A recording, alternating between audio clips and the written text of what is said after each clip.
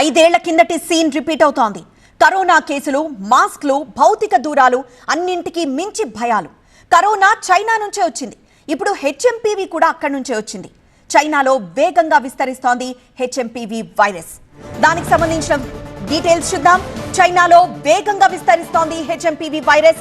China ఆసుపత్రుల్లో virus బాధితులు పెరుగుతున్నారు. బీజింగ్, టియాన్జిన్, షాంఘై, గువాంగ్జూ, హెబోయ్, జైజియాంగ్ రాష్ట్రాల్లో కేసులు తీవ్రంగా నమోదవుతున్నాయి. యునాన్లో 121 మంది విద్యార్థులకు హెచ్ఎంపీవీ వైరస్ సోకినట్లు తెలుస్తోంది. చైనాలోని పలు రాష్ట్రాల్లో ప్రస్తుతానికి ఎమర్జెన్సీ విధించారు.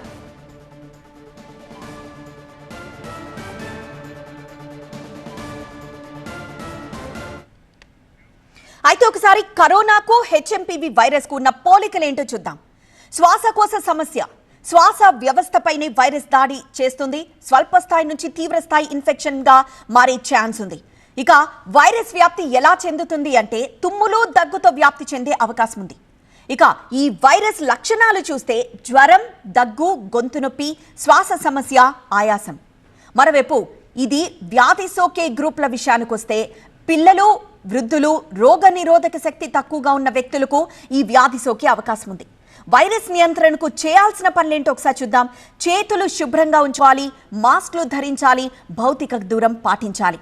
ఇక హెచ్ఎంపీవీ నివారణకు వ్యాక్సిన్ అయితే లేదు.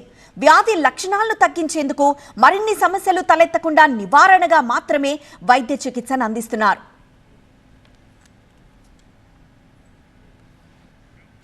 చైనాలో వైరస్ వ్యాప్తి తీవ్రమవుతుండటంతో భారత్ అప్రమత్తమైంది. దేశంలో నమోదవుతున్న సీజనల్ వ్యాధులు, శ్వాసకోశ వ్యాధులకు సంబంధించిన కేసులను కేంద్ర ఆరోగ్య శాఖ పర్యవేక్షిస్తోంది. వైరస్ పరిణామాలను నిశితంగా పరిశీలించాలని national centre for disease control కి ఆదేశాలు జారీ అయ్యాయి. అంతర్జాతీయ సంస్థలతో భారత్ సంప్రదింపులు జరుపుతోంది. ప్రజలు తగిన జాగ్రత్తలు తీసుకుంటూ అప్రమత్తంగా ఉండాలని సూచించింది.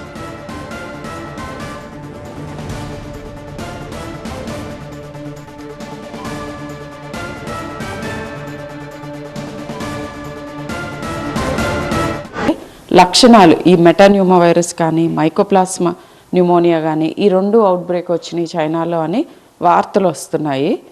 ఇవి మనకి కొత్త వైరస్లు కానే కాదు. ఇన్ఫ్యాక్ట్ లాస్ట్ 2 years ట్రీట్ చేసాము. వీటి లక్షణాలు ఎలా ఉంటాయంటే ఈ రెండిట్లోనూ ఫీవర్, హై ఫీవర్స్ రాకపోయినా కూడా దగ్గు, జలుబు తీవ్రంగా రావటం, వీజింగ్ ఎపిసోడ్స్ రావటం, ఆయాస పడటం ఇలా ప్రజెంట్ అవుతారు ఎక్కువ మంది.